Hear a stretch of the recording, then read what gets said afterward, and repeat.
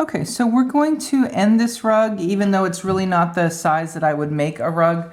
I'd make it bigger, but for the practices of getting it finished and you know, you seeing the whole project, I'm going to go ahead and then I'm probably going to take it back out and add a few more rows to make it a little bit larger. This would make a nice little rug to get out of the shower with, nice and cushy.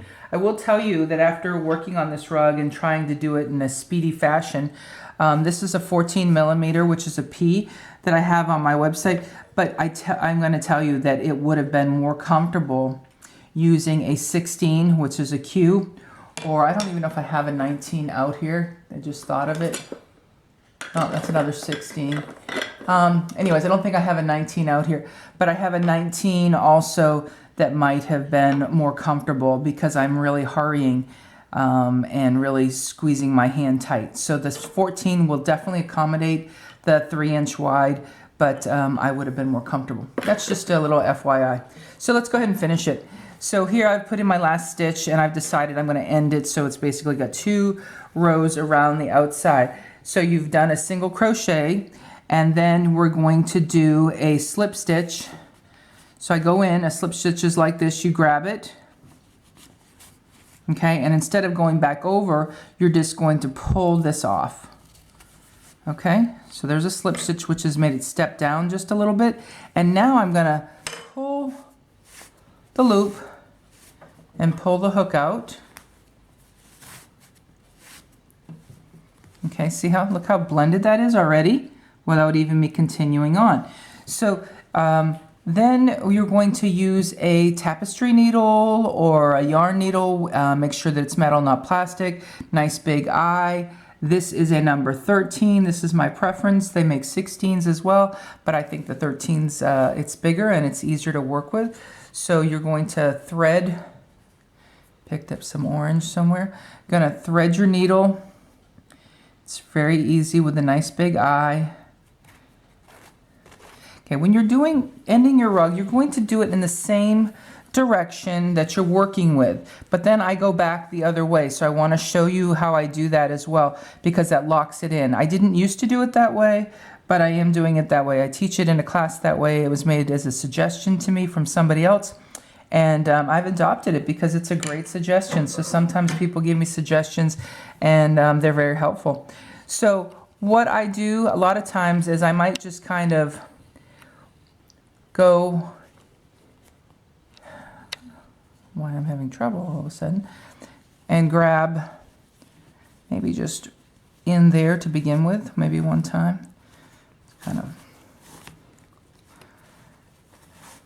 What you don't want to do is have a knot right away. This doesn't have a knot, but where you've done your no-sew attachment and then you'd have to pull the knot through where the no-sew is, that would be, you want to do it after that because it would make it more difficult and more challenging. So get some threads on here.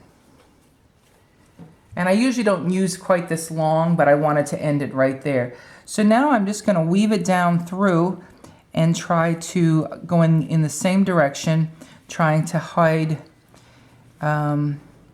this tail for the end of it.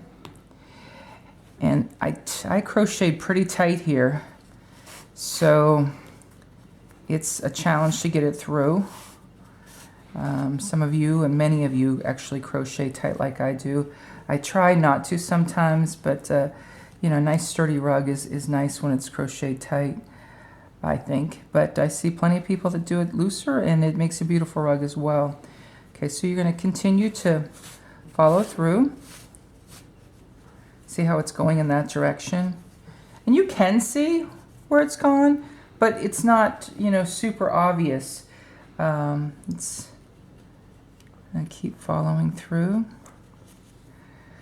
I go this direction for a little while.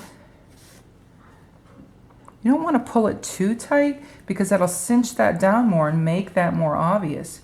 Also, if you can have the color that you were working on, or the sheet yarn that you were working on that you're feeding through because that was the last row or two, that's lovely. Sometimes you don't have that privilege because of the rug you've designed, And so now you've got a solid going into a print or vice versa, or, you know, if you're doing contrasting colors, which makes it hard to hide yours. So really the most advantageous way would be to do it like this, where it actually has the same color going through the same color. Not always possible. I probably do that about 50% of the time, but you know, just that would be the optimal way. Okay, so I'm really having a hard time getting this through. So you may too. Let me see if I can get this. I may have to start again. Okay. I think I'm trying to do it too quick because you're watching and I don't want you to, so I went through 2 places. I'll just go through one at a time. I don't want you to have to wait too long for me and be impatient. YouTube is a lot of times people are wanting to see something very quickly, and I do my best to keep it moving, but sometimes it just requires enough information in order for you to be successful. So it depends on the personality of the person watching. I'm trying to accommodate as many of you as possible.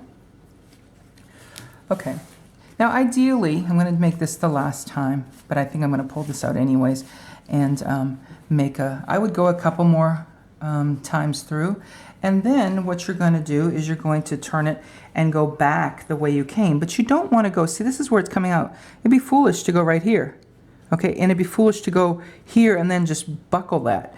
So I would feed it down through someplace else, at least to begin with,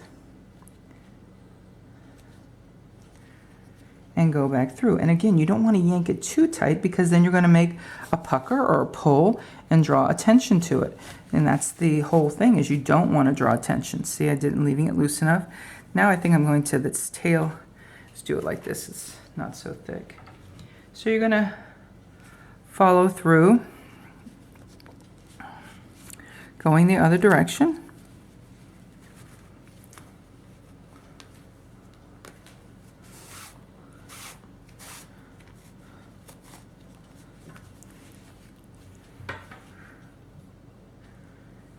Okay, and we're going to go ahead and end it here. Again, I would go farther.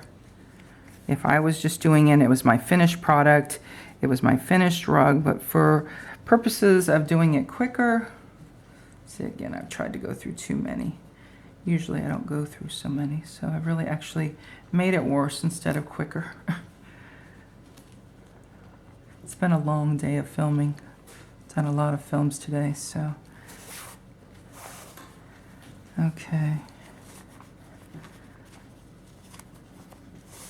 So what you would do is, now is the time where we're going to now add a little tension. I'm going to pull it just a little bit, see? A little extra than I was pulling it. I'm going to get it close. I'm going to snip it off. You can still see it there, but watch. And now you can't.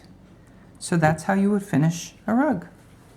Okay, so thank you, and I appreciate you watching, and come back next time, subscribe, and I have over 100 videos, probably approaching 120 at this point, so follow me on Facebook, and also my website has these videos all organized much easier for you to find. They're in playlists. YouTube doesn't allow me to organize it the way I would like. So you might want to come to my website and see the playlist there. They're still all free. Just click on the blue link. You don't have to create an account. I don't even know you're there, and view as many times as you like. So thank you. You have a good day.